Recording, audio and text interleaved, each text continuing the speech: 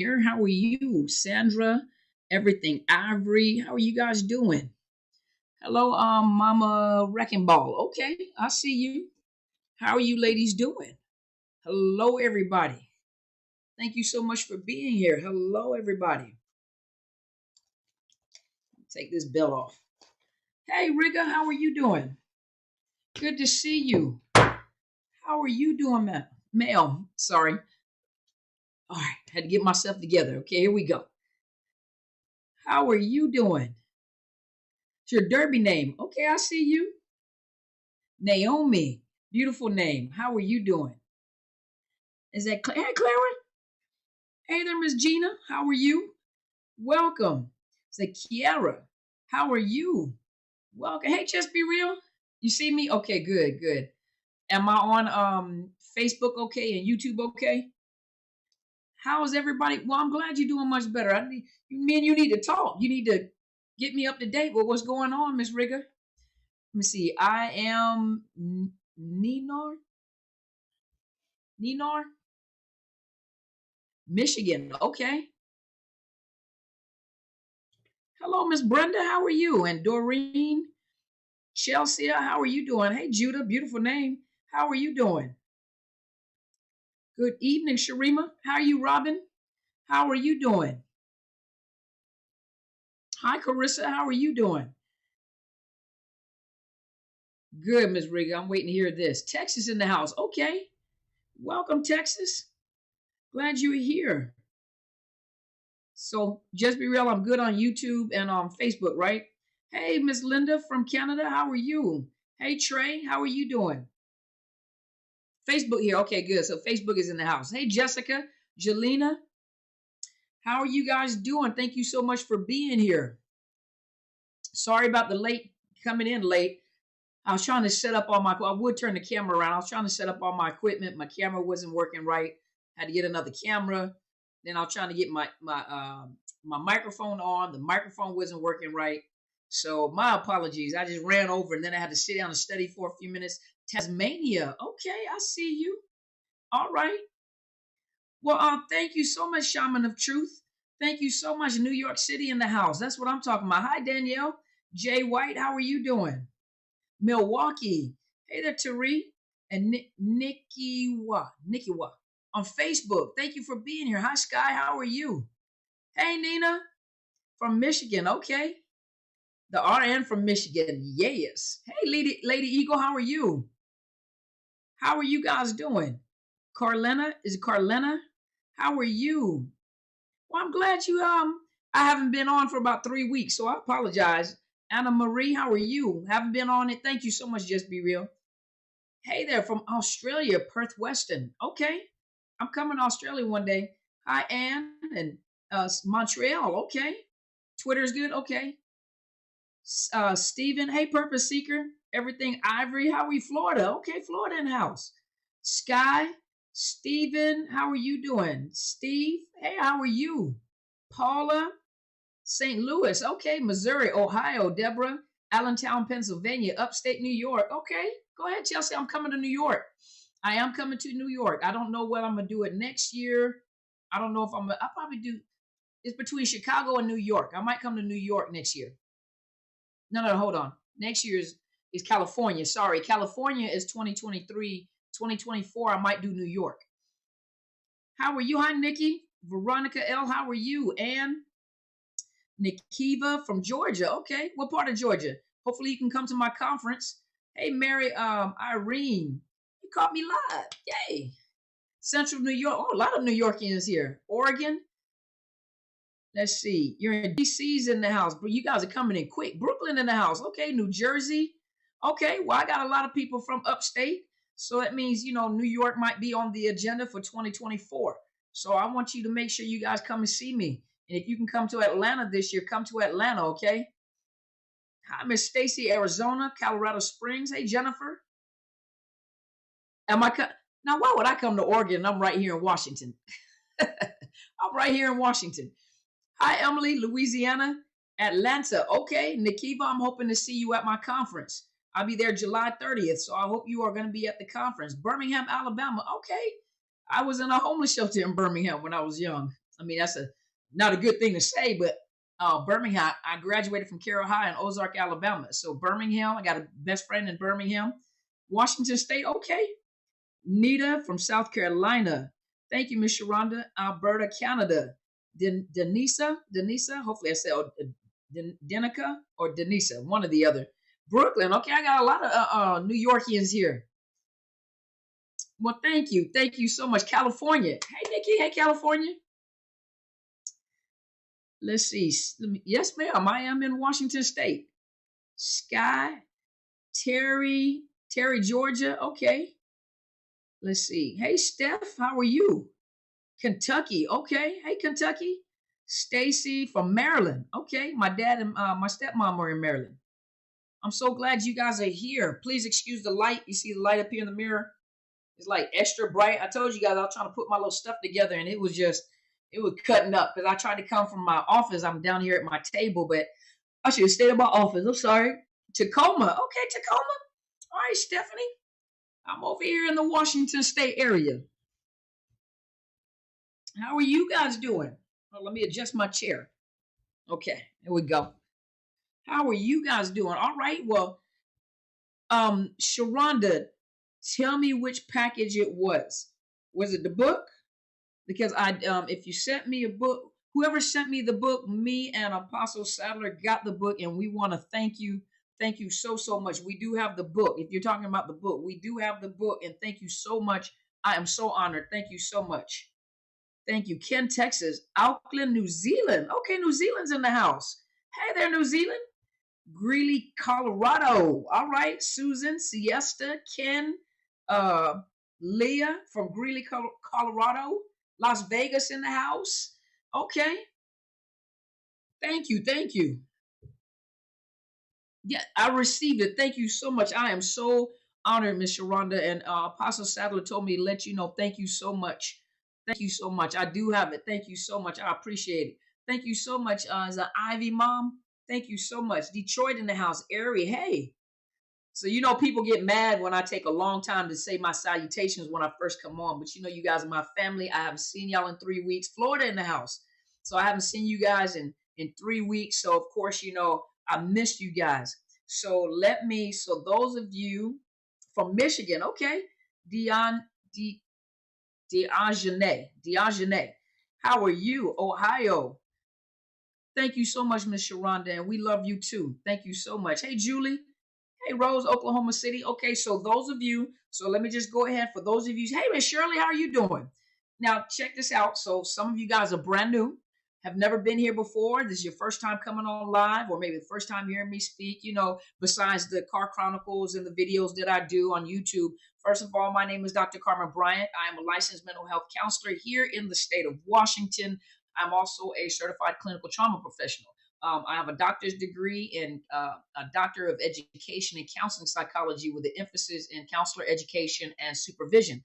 And so my passion is to help those or provide education to those that are going through domestic violence. This type of domestic violence that I talk about is narcissist abuse. Those that are being abused by those that have narcissistic traits or actually have narcissistic personality disorder. Those are two different things. A lot of people do have narcissistic traits, but everybody does not have narcissistic personality disorder. So narcissism is a definition of behavior, while narcissistic personality disorder actually is a disorder. It is a mental health disorder. You'll find it in the DSM. Could you say that again? Okay, my phone is talking to me. But it is a mental illness or mental disorder, which is actually a personality disorder. And this personality disorder cannot be changed. It gets worse with time.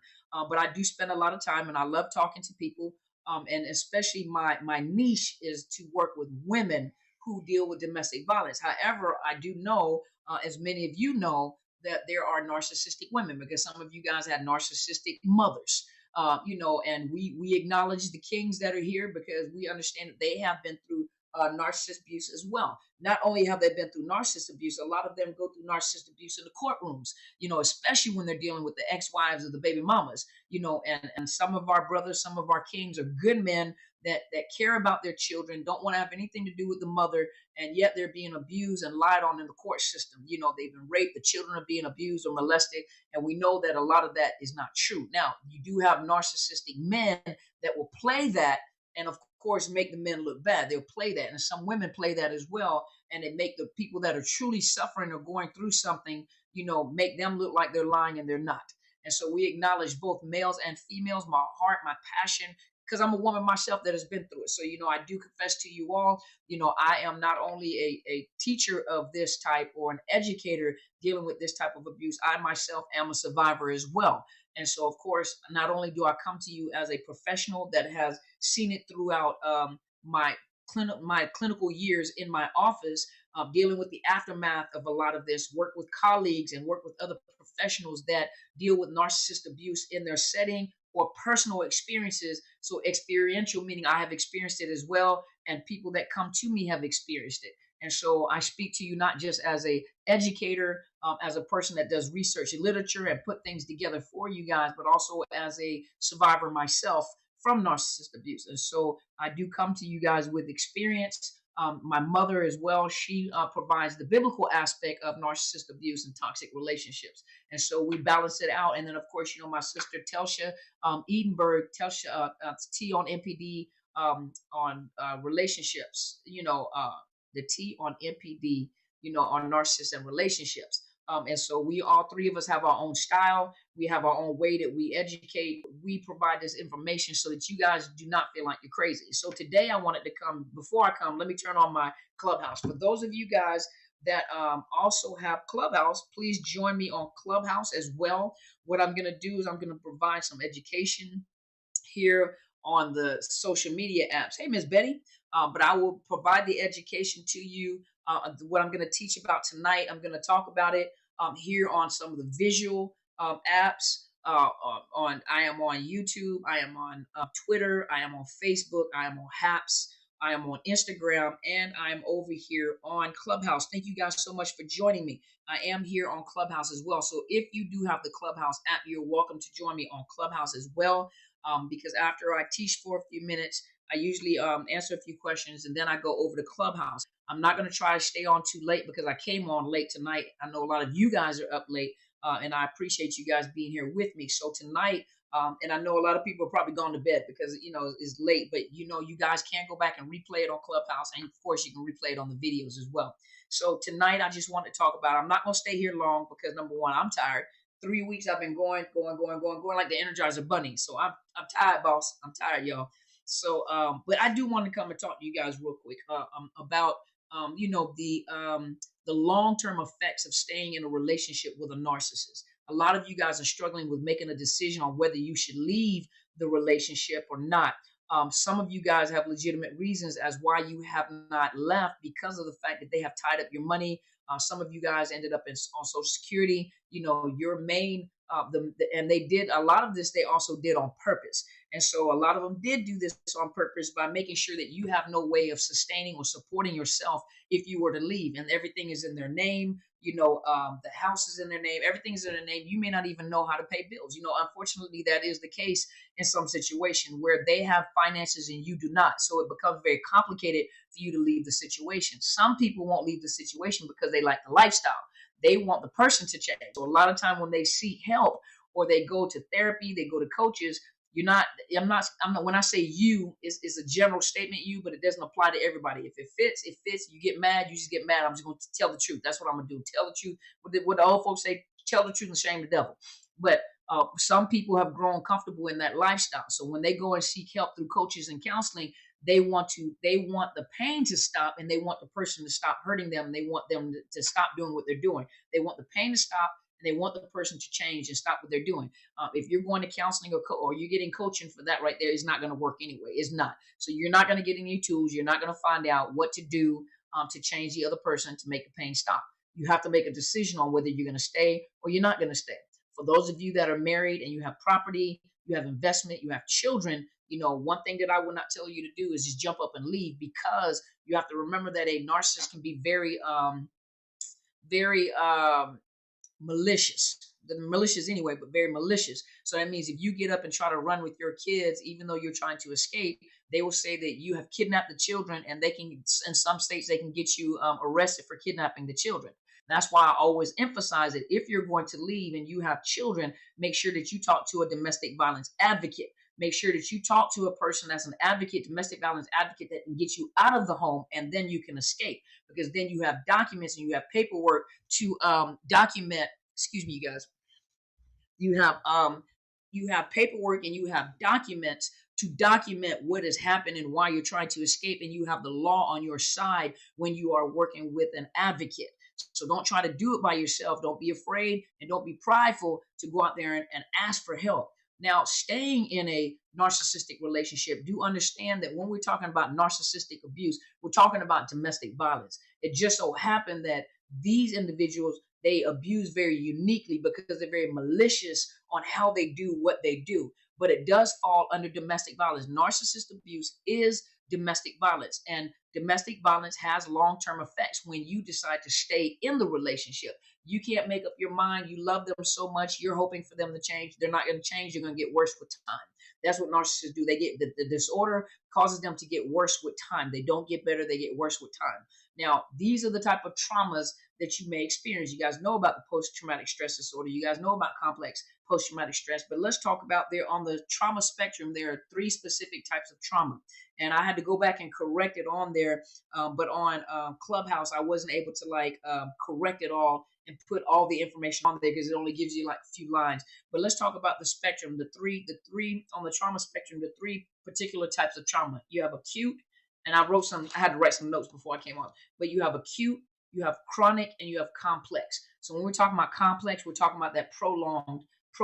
So it's chronic, and then it's prolonged complex. You kind of interchange the words. So acute means a single episode. So a single episode of some type of specific trauma or danger. For example, a car accident, a shooting, something like that. Now, acute trauma may last up to 6 months. A car accident, you're shaken by it, you're having flashbacks and everything, but it's a brief period of time. You may experience the stress related to it, and it is highly recommended you go to counseling so that it doesn't turn into post-traumatic stress disorder. However, if it goes beyond those 6 months, then, most people assume that something happened right then and then they have PTSD. That's not how it works. Clinically, usually what happens is you have acute trauma, and it could be a single episode. It's usually a single episode of something that has happened. And usually within a 6 months period of time, it can be rectified. You can go to counseling, you can manage those emotions and those feelings. But if it runs over a 6 month period of time, then it becomes what you would call PTSD. Post-traumatic stress disorder, it develops into post-traumatic stress disorder. So acute trauma can turn into post-traumatic stress disorder. Now, when we talk about the chronic trauma is repeated, prolonged trauma, such as domestic violence. So some of you guys were in domestic violence, and all people, when you're talking about a narcissist, a lot of times they have discovered that, and some of them are physically abusive. Some of them are physically abusive. Not all of them are physically abusive. Some of them have learned that psychological abuse is even worse than physical abuse. Now, I'm not saying, because some people have lost an eye, been cut, stabbed, whatever, and you have the scars to show that. I'm not saying that one is worse than the other, but technically speaking, when you're talking about psychological trauma, it can drive you crazy. It can cause you to be sick. And we're going to talk about that. We're going to talk about the physiological effects. I've talked about this before, but the physiological effects and the psychological effects of prolonged trauma. But we're talking about the chronic. So chronic means that you're in this domestic violence situation or this narcissistic relationship, and you're constantly being abused over and over and over. It's the same thing. You keep going through the same thing. And most of us say, you think that if they're going to change, so you try to change yourself or try to change things about yourself to cause them to change. You're focused on trying to get them to change. You're trying to show them where they're doing wrong. You're trying to tell them where they're doing wrong. You're trying to tell them that this is not healthy and you need therapy. Your responsibility is not another grown person. You are a grown woman or a grown man in a relationship, and it's supposed to be a grown person. A grown person should be able to take responsibility and accountability for their own actions, and the narcissist does not do that. They're not going to take accountability. They're not going to take responsibility for their actions. And a lot of times you find yourself, especially in a narcissistic relationship or domestic violence, you find yourself constantly trying to show this person how they need to change. So you're trying to understand. Most counseling is like they just don't understand. They do understand. They're very, very, very, very intentional with what they do. They know exactly what they're doing. And the more they see you stress, the more it is working for them. So your focus is supposed to be you and not them. It's not supposed to, you're not supposed to be focused on another person. You're supposed to be focused on yourself. Because once you start changing the way that you think, you start changing your thoughts about the relationship as well. So now let's talk about the complex trauma.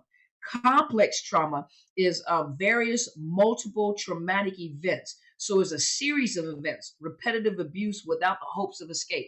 So complex trauma is not just one particular trauma that you've been through. They may be abusing you, verbally abusing you, physically abusing your children. Your mother may be abusing you, your father's abusing you. You get to work and they're abusing you. And when I say that, I don't mean that just to throw it out there and say everybody abuses me. No, you may be actually going through some serious traumas in your environment and where you are. It seems like every place you go, there's something traumatic happening. It's like you feel like you're a magnet. And so it's not just one particular trauma. You're going through a multiple different types of trauma. And this is what's called complex trauma. This is where eventually it will turn into complex post-traumatic stress disorder when you have all sorts of different traumas. I'll give you an example. You may have had somebody that was, let's say the person was raped as a teenager, date rape. They were raped as a teenager. So that was that traumatic event. Now, let's say after they were raped, they get into some relationships and they went through domestic violence. So now it seems like every relationship they've been in, they were in domestic violence. Now say they go into a corporate setting and now they're experiencing sexual harassment, or sexual assault on the job. And sexual assault doesn't necessarily mean that there's sexual intercourse. Sexual assault can be somebody just touching you, rubbing your arm or rubbing your shoulders. That's considered sexual assault, especially in the military. Or in the military sexual trauma, sexual assault can be defined as a person touching you, rubbing themselves up against you, massaging your shoulders. So unwanted touches, that's sexual assault. And a person with complex trauma, it could be being raped as a teenager, domestic violence in relationships, going into, say, the military and then being sexually assaulted, the military sexual trauma, then going into another relationship and then going through domestic violence. And then you get out of that relationship and then there's trauma at the job. And so when you tell people now, narcissists will claim everybody victimizes them too. So sometimes, you're dealing with a person that truly has been traumatized and they're just vulnerable and they get into a job and they're being abused and they don't know how to speak up for themselves. So it seems like everywhere they go, the drama and trauma is just magnetized to them. So now there it goes, is the chronic, the complex, the acute, the chronic, and the complex. Now let's move down to a study. I was reading about this study and it said that there's a study on mothers in war-related trauma that have went through war-related trauma. And what happens is it began to affect their brain in relations to empathy. And so they considered this to be like generational trauma. And it affected their empathy. Now, did it make them a narcissist? No, it did not make them a narcissist. It just affected their empathy where their empathy got lower. Now, remember with the narcissist, they have cognitive empathy. Cognitive empathy meaning that they understand how emotions work, so they know how to manipulate those emotions to make them work on their behalf. But they don't have emotional empathy, meaning that they can stick their feet in somebody else's shoes and feel their pain, meaning that you may not feel the pain of somebody else, but imagine, someone's mother died and you may show the compassion and the empathy like, I cannot imagine that because I have a mother. And then you start thinking about it when your mother, or, it's inevitable, everybody will die, but when your mother dies. And so you start feeling the pain. You start feeling pain like, oh my gosh, I can never imagine that. Or a mother that has lost a child, or a father that has lost a child, and you have children. You look at your children and it affects you like, oh my God, I cannot imagine what this person is feeling like, because I can only imagine. I cannot even imagine if I lost one of mine, how I would feel. That's called empathy. Well, a narcissist does not feel that. A narcissist does not feel that, and they're not going to feel. They just don't feel that. They have cognitive empathy, but they don't feel that mutual feeling of compassion and affection for someone. They may play the role, but they don't feel it.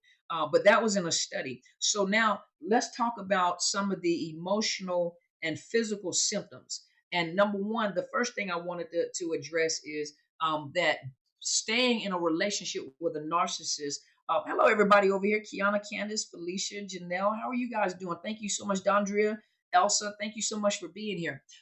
But let's talk about brain damage. I did a video on this before, brain damage caused in domestic violence. I think I was talking about narcissist abuse, where I was talking about the brain damage. So you guys understand, this is where you guys let me mispronounce the words and stuff, but y'all knew what I was talking about, so I appreciate you. But in the brain, you have the hippocampus and you have the amygdala. So you guys understand, you have those two things in your brain. The hippocampus is responsible for memory and learning and short-term memory. And prolonged abuse, especially with a narcissist, and remember, a narcissist keeps their victim in a constant state of anxiety and fear. That is their main weapons. That is their main tools that they operate. They always keep you anxious. They always keep you in this state of fear, a state of fear of being left, a state of fear of being rejected, a state of fear of being abandoned, a state of fear of being abused. You guys, you happy when they're gone and everything is at peace in your house. As soon as you see them pull up, you start getting anxious. Well, they operate out of that fear. So a narcissist will always keep you in that state of perpetual fear and anxiety. And that fear and anxiety, and I'm gonna lump this into these two right here. So remember that what I said, a narcissist always keeps you in this perpetual state of fear and anxiety. Now, y'all mark that down. Remember that. Now, go back to the brain damage. So in the hippocampus, the longer prolonged exposure to domestic violence and verbal abuse and psychological abuse causes the hippocampus to shrink. The hippocampus is responsible for your memory and your learning and short-term memory. That's why a lot of you may talk about this brain fog, or you having problems with your memory, short-term memory. You can't remember little details anymore. People are talking to you. You can't even remember half of the conversation because, you have been traumatized, and your hippocampus is showing you that you have been traumatized. You have things like, let's think, we talked about the brain fog. You talk, let me think for a minute. I'm trying to make sure I'm not jumping ahead of myself. Okay. I'll come to that in a minute. Let me just skip over and go ahead and go to the amygdala. So you guys know that the hippocampus is responsible for your memory and your learning and short-term memory. So a lot of you experience that brain fog. You start forgetting things. You have a problem with your short-term remembering little details about certain things. You're starting to have problems at work. You start having problems in school. A lot of children, when children are abused at a very young age, they begin to have problems in school with their memory, with their behavior. They can't remember things. You lack sleep. You're having problems with sleep. So now the amygdala, prolonged exposure to verbal abuse, domestic violence, psychological abuse, physical abuse, enlarges the amygdala. When the amygdala enlarges, the amygdala is responsible for emotions such as fear, guilt, grief, envy, and shame.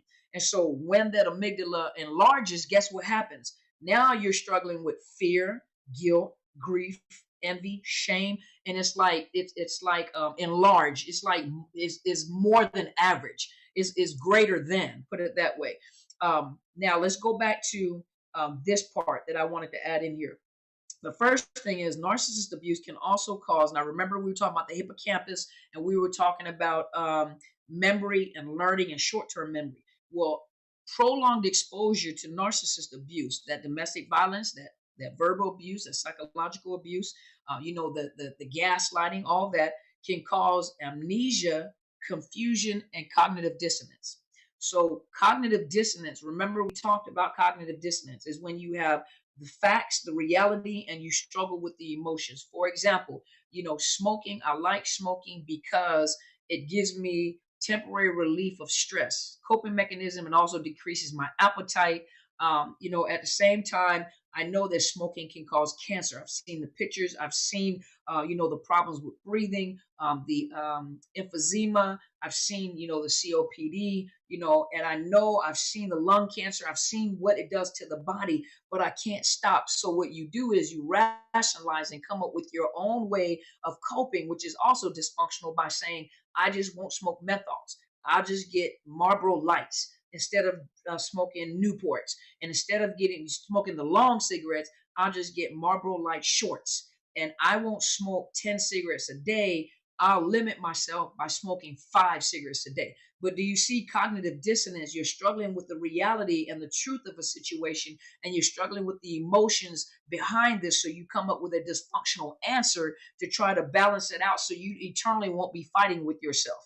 So that cognitive dissonance is the same thing in a narcissist relationship. I love them so much. I can't imagine my life without them. My heart hurts if I leave. I cannot imagine all these years that I spent. But at the same time, they're abusing me. They're abusing my children. What are my children going to think when they get older? How is it going to affect them? I know I shouldn't be in this relationship. So what I'm going to do is I'm going to rationalize, and I'll just gray rock while I'm in the home.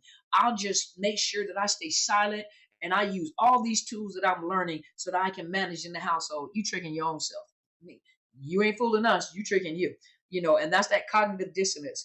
The other thing is like I said, the prolonged. When you're dealing with the hippocampus, you're dealing with. You can have short-term amnesia.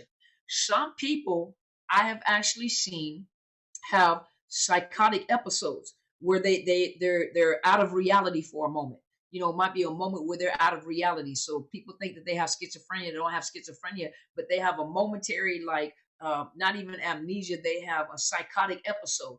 Now, psychotic episode of psychosis is not always um, schizophrenia or schizoaffective disorder. Sometimes major depression. The more depressed you get, major severe chronic depression can also cause psychosis. You start hearing things, you start seeing things, you start reading signs, and signs are talking to you. So it's that momentary, a lapse of reality, that psychosis. So you have to be very careful because it does have an effect on your brain.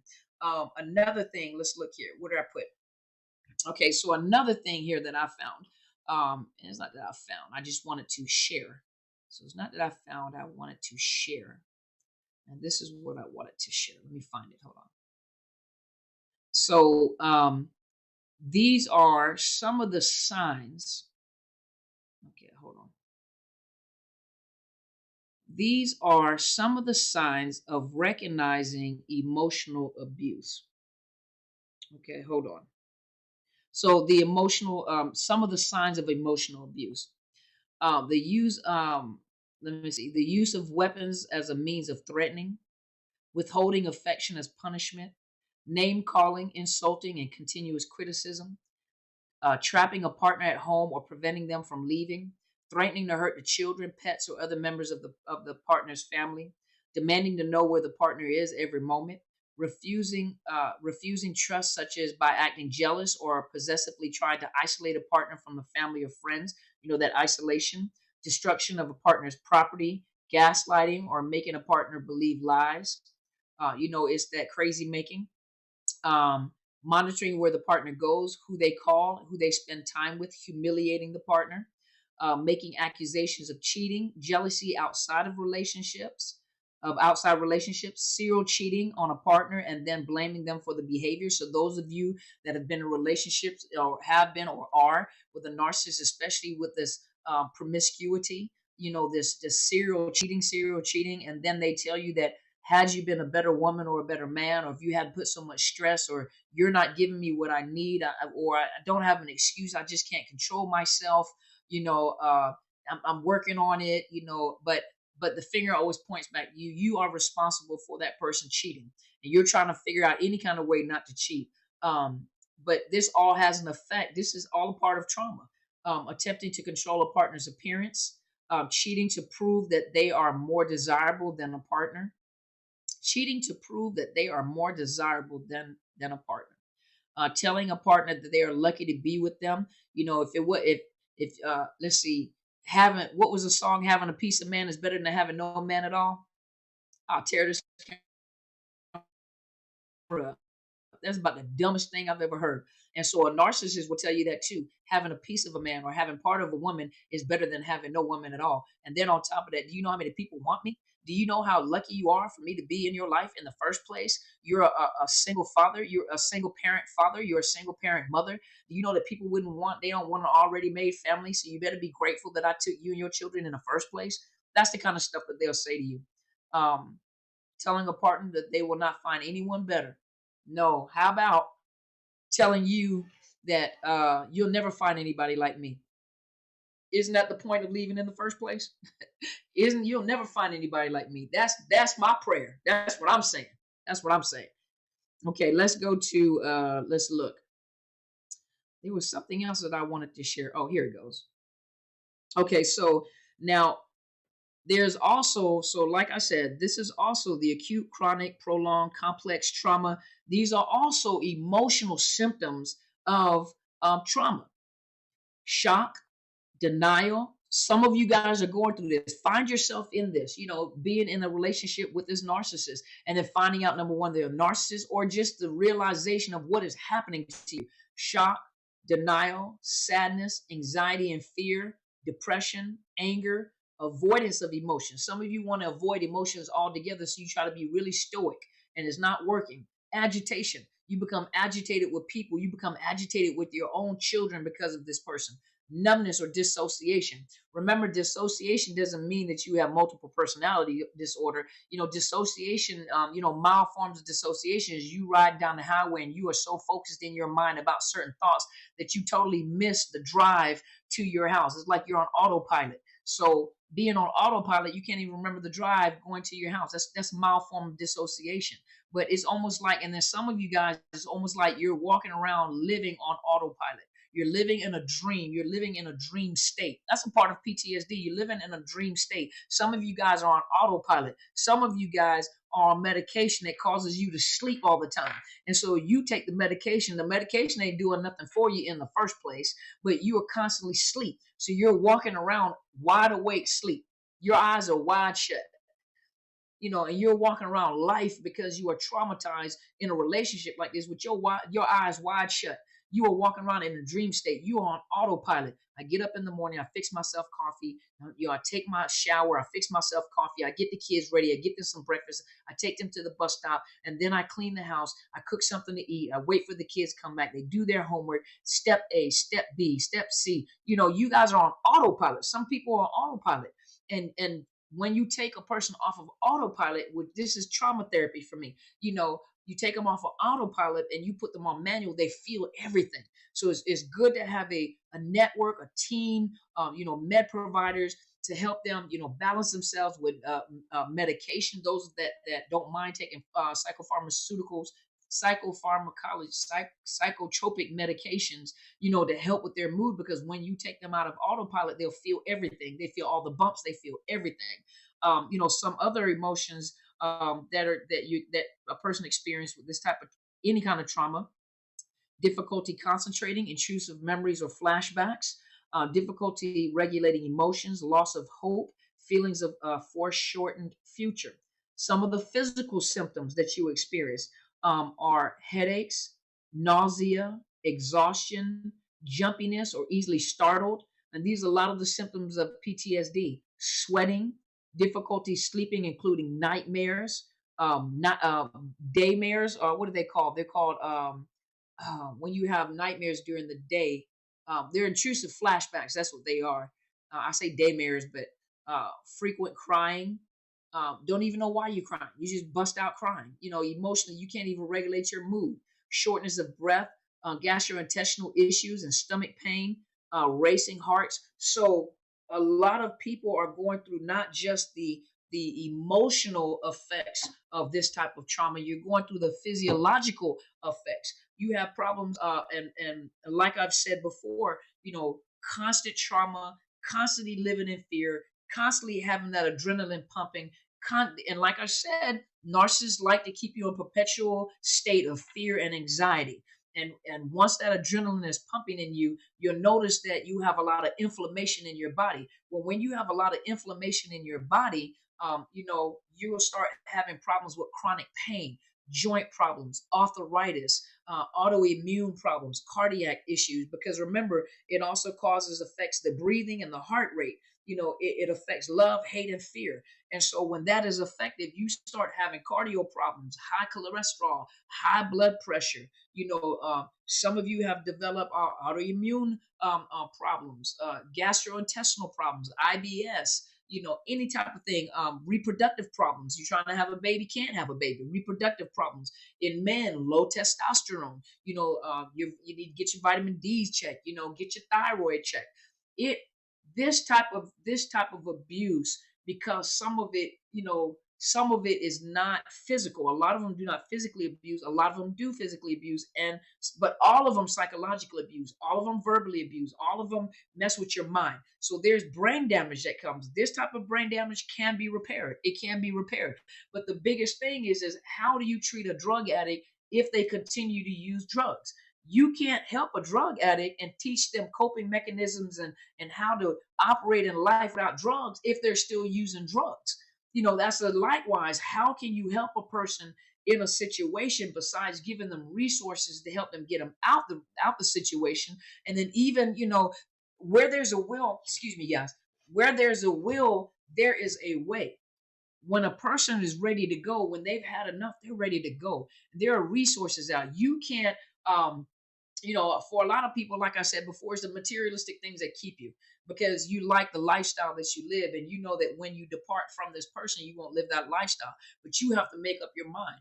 Is it the lifestyle you want? If that's what you want, the lifestyle, you can't ask for help, because nobody, I'm not going to say nobody, but, most people are not there to help you stay in the relationship, to help you get out the relationship and recover from the relationship. So that's all I have to say about that. And hopefully that has helped you guys tonight. And like I said, I didn't want to stay on long because I came on late as it is. So if give me about 10 minutes, I'll answer some questions over here on this side, and then I'll cut it off and I'll come over here to Clubhouse, and I will I will answer some questions on Clubhouse. Let's look here. Let me look here. Somebody asked me a question on Clubhouse. Are you able to post the link to the July conference on the top of this room? Ms. Janelle, I don't know how. I'm not super tech savvy on how to post. Hold on a minute. I don't know how to post. Let me look. I do not. Let's look. I do not know how to post the link. So I apologize. If you tell me how to do it, I can do it. If you give me some instructions on how to post the link, I'll put the link on Clubhouse. Somebody said that they let's see, tap three dots. Take your time and looking. Okay, so tap the three dots. Okay, tap the three dots. Okay, you gotta give me some more instructions. You give me the instruction, I'm gonna come back and look. Okay, let me come over here and talk. Then I'm gonna come back and look.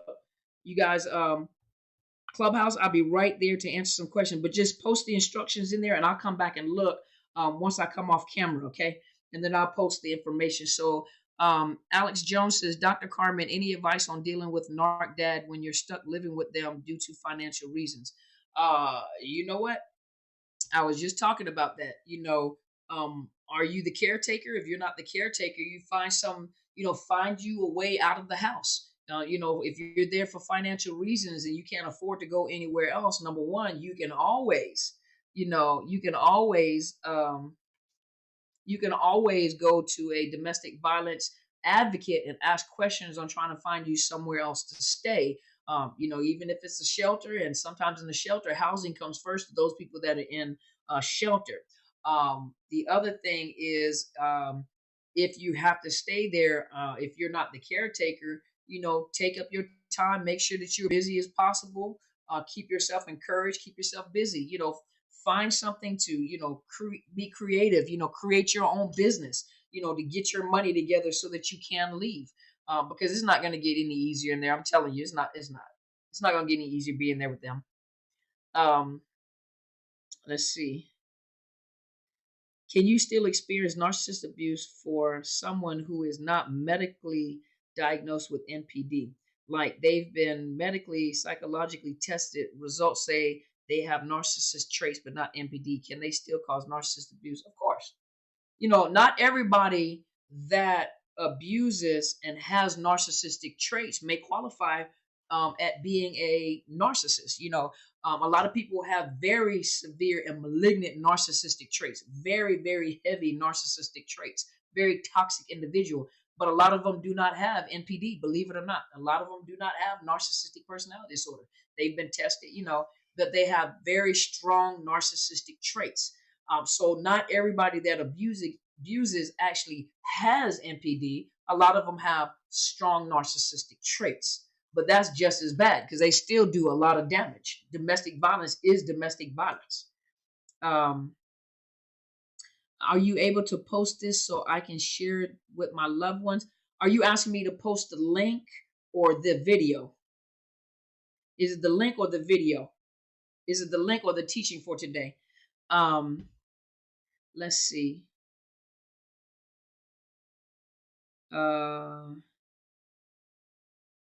Google Gilbert said, set boundaries and keep them. Absolutely. Yes, they do. Okay. Okay.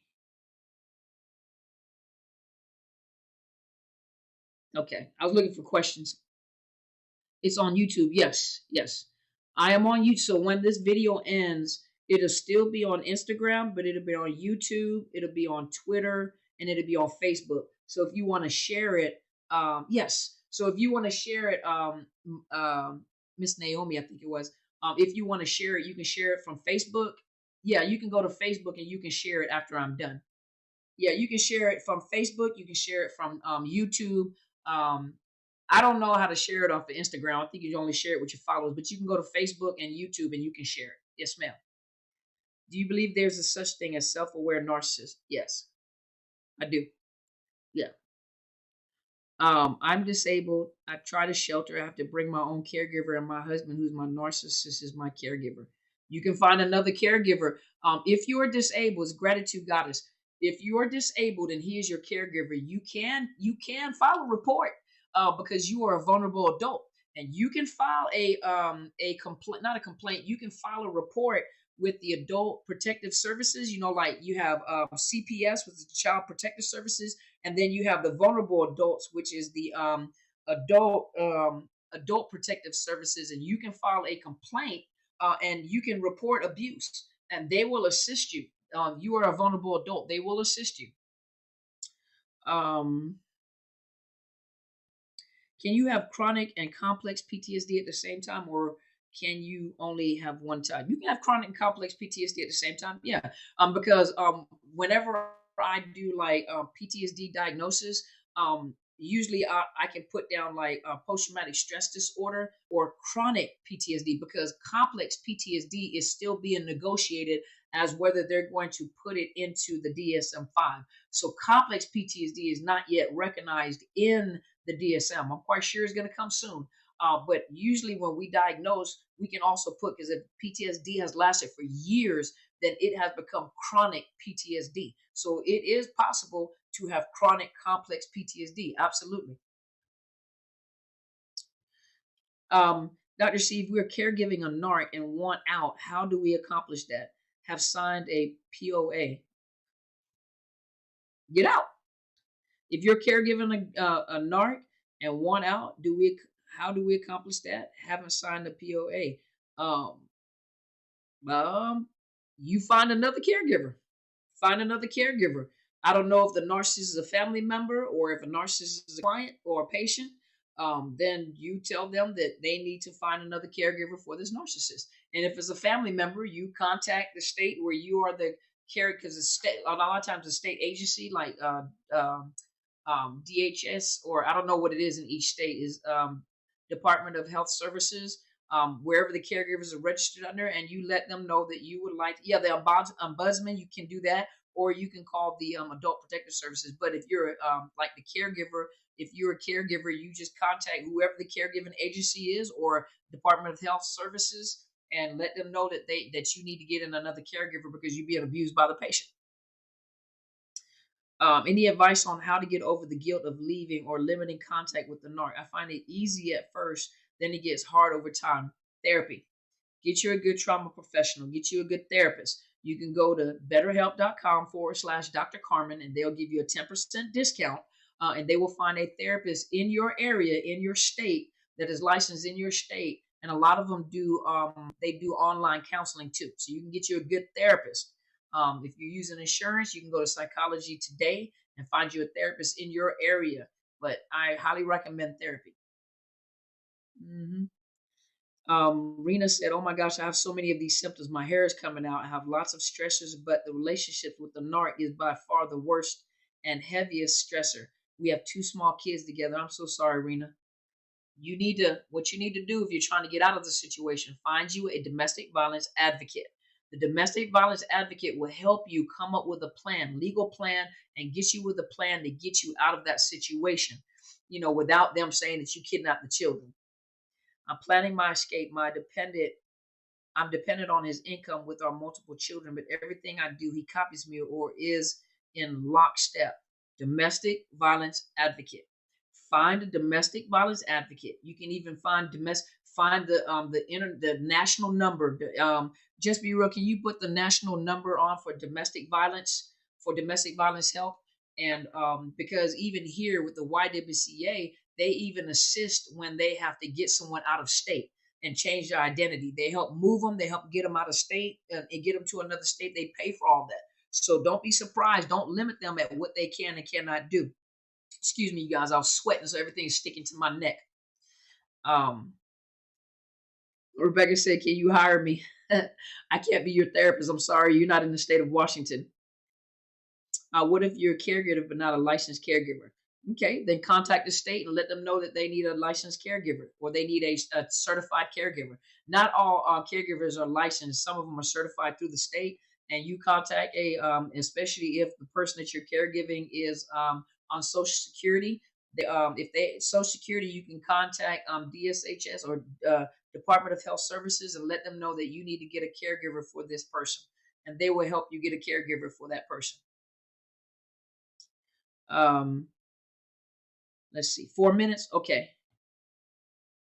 I'm studying complicated grief and the, okay, I can't pronounce that. Took a quiz tonight on this subject. The narcissist layer is invaluable personal experience to the grief experience I've overcome. Good job, Lucky Lynn. Good job. That's exactly what happened with my mom for years. She wanted to leave but was stuck due to narc's money. See? Yep. See? You're in the Seattle area. I am in the Washington area. I am in your area. You're welcome. Only way he would give me my stuff is through court. Take him to court. Take him to court. Let's see. Um, I was my mom's caregiver and I put her in a nursing home. Hey, you had to do what you had to do. It was too much. Hey, Ivy mom, you had to do what you had to do, girl. Psychological warfare, yes, it is. Cussing, demeaning, minimizing, shaming, belittling. Yep, that gaslighting. I'm struggling with pulling myself out of cognitive dissonance and getting out of this toxic 13-year marriage. We have two kids, and he has, so he is vindictive. I filed CPS against him for abuse towards my 12-year-old special needs son. Domestic violence advocate. Get you a domestic violence advocate. They have a lot of influence in the court systems. They have a lot of influence. Get you a domestic violence advocate. Let's see.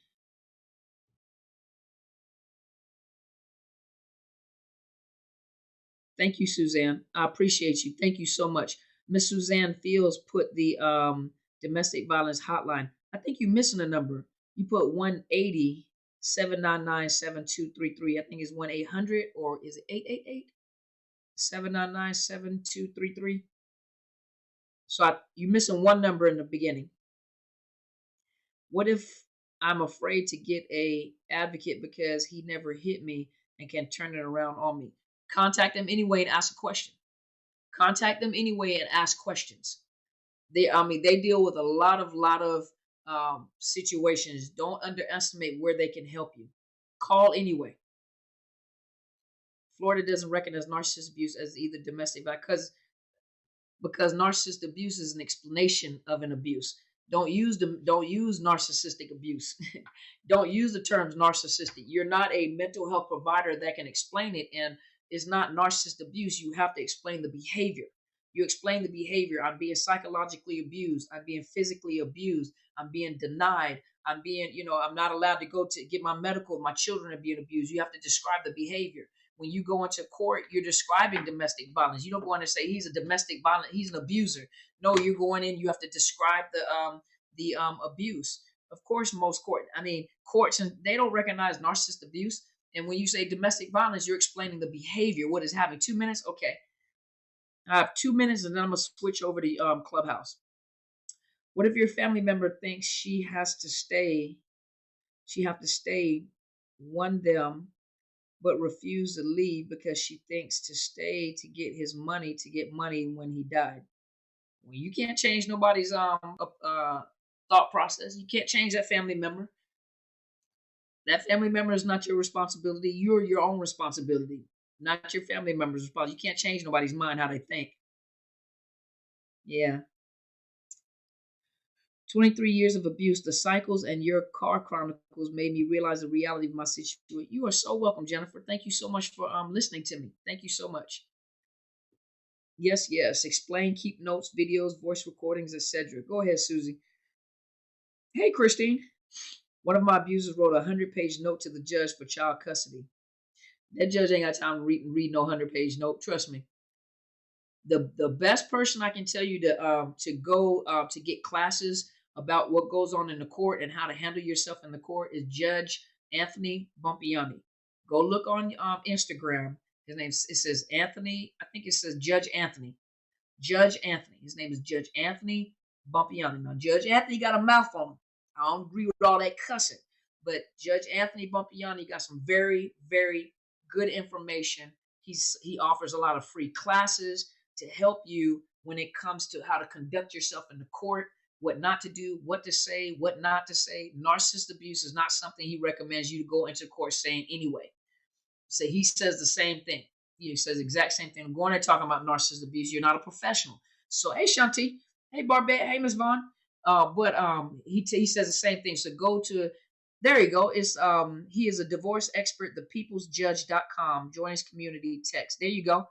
Anthony Bumpiani is on Instagram. Yes, please, those of you that are going through court situations that need some advice and cannot afford a lawyer, go to his site, thepeoplesjudge.com, or Anthony Bumpiani or Judge Anthony on Instagram. And he offers a lot of free classes as well. And he does coaching to help you. So please, a lot of people do go through court, don't have money, and they do it themselves. They go through court and they do it themselves. Danielle said, "You're awesome, Dr. Carmen. Your help is so appreciated." Well, thank you so much. I appreciate you. Can you be my therapist? I'm a military spouse. You have to email me. So email me at drcarmenbryant@outlook.com. It sounded like I was going to say mukbang, but Dr. Carmen Bryant at outlook.com. Dr. Carmen Bryant at outlook.com. And I'll ask you some questions in reference to your insurance and stuff like that. And I have my billers, just email me. What if you want out and have no way to call the hotline? You can text the hotline too. If you go onto your telephone, you text the hotline, on your phone, and you look up, just put domestic violence, and it also has texting. You can text them as well. Nikki said, yes, the Judge Anthony Bumpiani site is the best. The group page saved me thousands in legal fees. See? Nikki Norris said, Yes, Judge Anthony Bumpiani's site is the best. The group page saved me thousands in legal fees. So some of you guys that cannot afford legal fees, because it can get pricey, and those narcissists will try to drag you through court any way they can. But I'm telling you guys, get to his page, listen to his classes. He gives outstanding information. I'm telling you. Now I'm gonna have to email him like Judge. Hey, Judge Bumpiani, could you stop all that cussing? But I'm telling you, I listen to him all the time. He has very, very good information. Good information. Good information is very, very helpful to a lot of you going through it. I tell him I sent you. Go over there and tell him I sent you over there and recommended you. I finally got my court papers filed for court date. He shut my emails off and deleted them all with his web guy. That's why you should get you another email. Get you another email he knows nothing about. Does it cost? A lot of his classes are free. Now, if you hire him or if you want more than what he's offering you, then his fees are still way less than an attorney fee. But a lot of his classes are free, Tasha. So go check out his site. A lot of his classes are free. And then sometimes he can do questions and answers on some of his classes. Rebecca said he's great. I sent his page to my son who has a narc baby mama. That's a shame. Time? Okay. Okay. How long until they stop? I've been ghost for 10, 11 months. Unreal. How do I find Anthony? This Anthony? Go on Instagram, and on Instagram is Judge Anthony. Just put Judge Anthony or Judge Anthony Bumpiani. Yeah. He's really good. Just Beer say he's really good. It's only like $375, I think, for the whole package. See, think about this. Here in the state of Washington, you can pay anywhere between $3,500 to $5,000 to $6,000 retainer fee. And every time you talk to them, they're charging you. To go to court might be $15,000 to $25,000 just for them to go to court.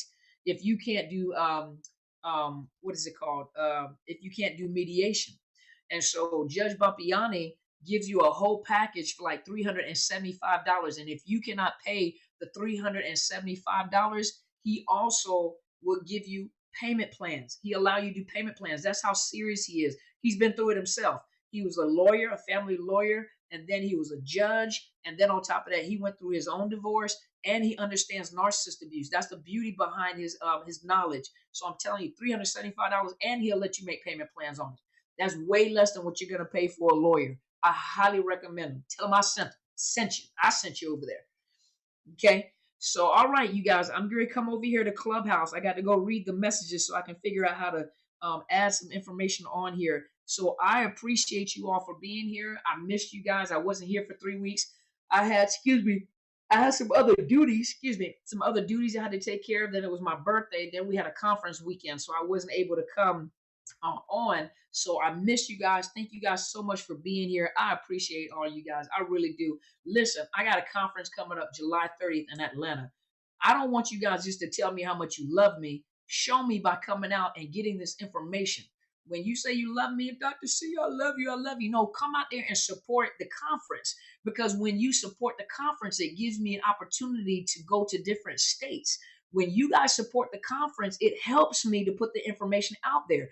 Your financial support, believe it or not, your financial support helps me to create.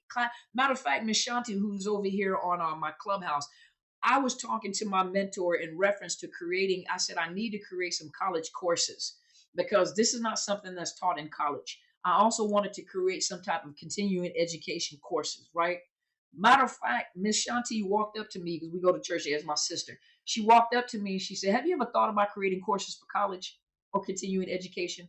And then emailed me the applications to start creating classes to put a proposal into college courses. So those of you that are going to college and things like that, these are the classes now that she's given me a opportunity to open door for me to create courses. And when you guys financially support me, and not only financially support me, but support me in these conferences so that we can get this program out there, I can get my name out there. It makes it a little easier for me to connect with certain people to make sure this information gets out there, whether it's the police departments, the judicial system, into the college. Remember, we talked about this, into the college courses, continuing education.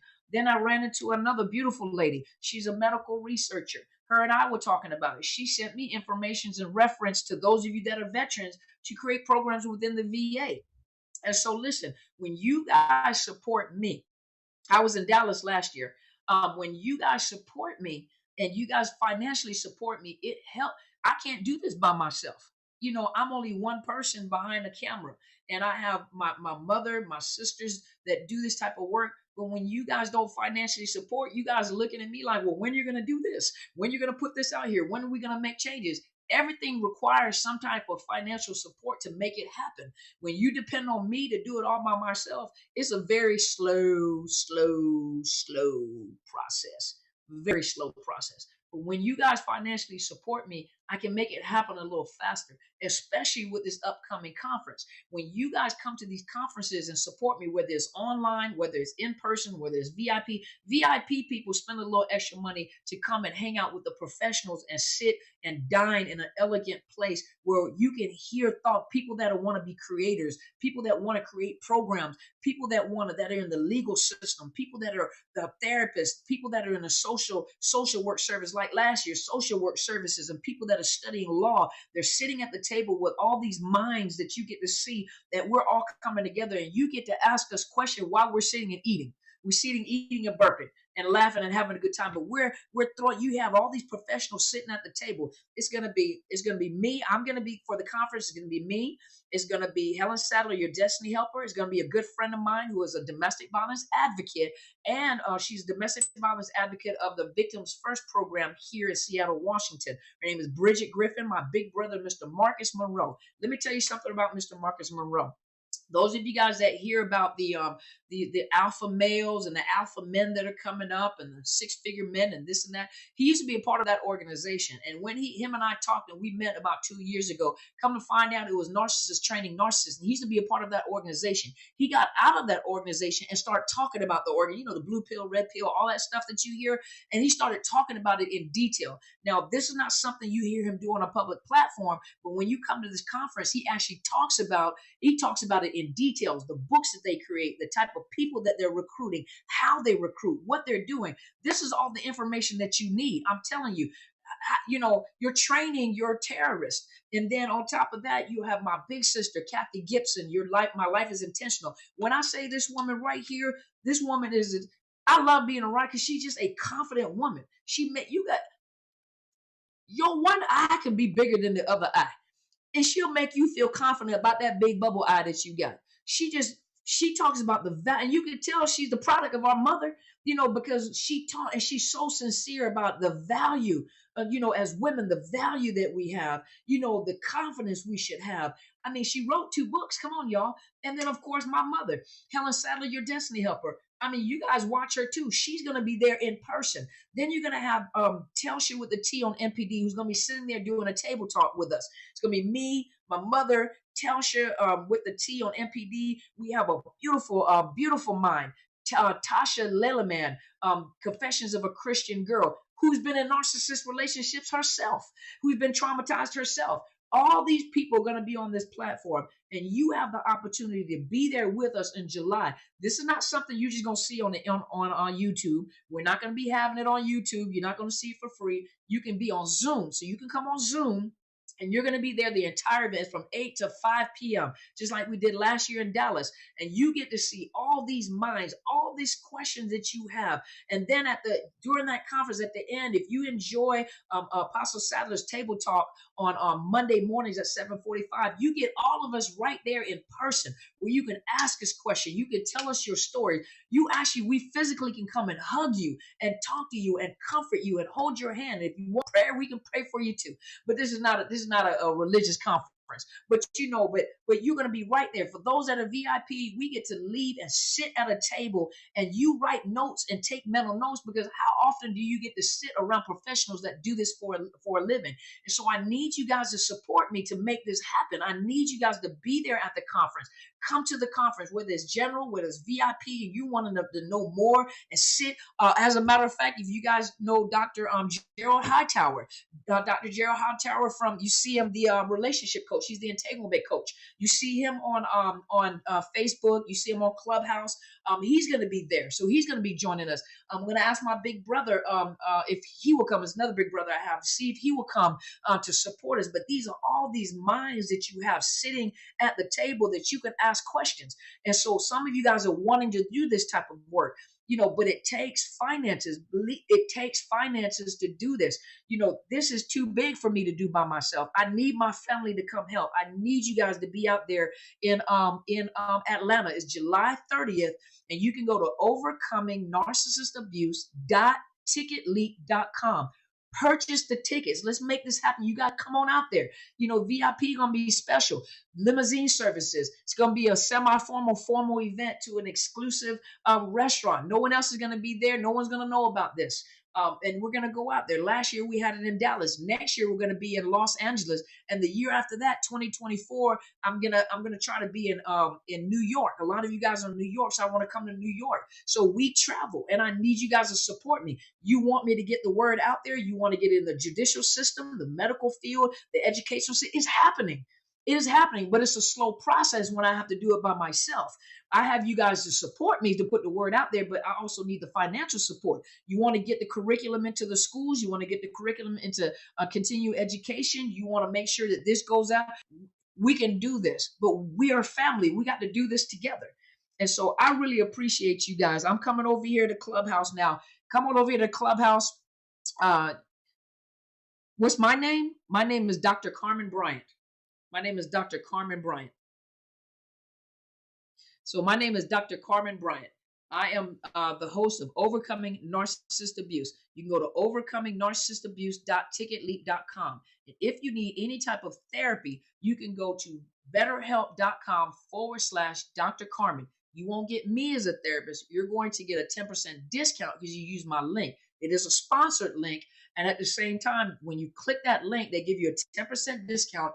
If you're having any kind of financial issues, make sure you let them know, and they'll work with you to make sure that they connect you with a therapist in your state that is licensed. So I'm getting ready to go, okay? And I'm going to come over here to Clubhouse. I think I had enough. We talked enough about that. You guys come out and support me now. Y'all leave me hanging out there like that. It was awesome last year. And I'm going to get the people that were there last year, I'm going to get them on Zoom. I'm going to email everybody. I'm going to get them on Zoom so they can tell you about last year's event in Dallas. And then I'm going to start doing some interviews of our speakers so you can see the caliber of information. This, ladies and gentlemen, the prices that I'm offering this conference for, this is $5,000 to $6,000 conference. This is a $5,000 to $6,000 conference, and you guys are getting it less than that. $5,000 to $6,000 conference. More for some people. For some people, this type of conference is anywhere from $6,000 to $15,000. And so you guys are getting for a very small rate. And then, of course, we also have Apostle Helen Sadler's conference that's coming up in Hawaii from the 11th to the 16th of August. And the registration for that will be available if you want to make payments. Even for my conference, if you want to make payments until June, you can email me at npd_education, or you can just Dr. Carmen Bryant at outlook.com. If you want to make payments on your tickets, I am allowing people to make payments on their tickets. So you can start paying on your tickets. And this includes general admissions, Zoom, and it also includes a VIP while it's still open, because people are getting VIP tickets pretty quick. So if you guys want to make payments, email me. Let me know you would like to make payments. I will send you an invoice to make payments. If you want to make payments and you want information on the conference for Hawaii, email destinyhelper12s@gmail.com, and we will send you an invoice as well. And you make the arrangements. It will be at Queen Kapi'olani in Honolulu, Hawaii. And so make sure destinyhelper12s@gmail.com. Just let us know that you want to make payments, and we will send you an invoice so that we can send you an invoice. You can make payment plans to come to the conference in Hawaii. We will be in Hawaii as well. So I thank you all of you guys. I thank you so much. I appreciate you guys. You guys have a wonderful evening, and go be great. I'm coming over to Clubhouse. Thank you guys so much. Have a great evening, okay?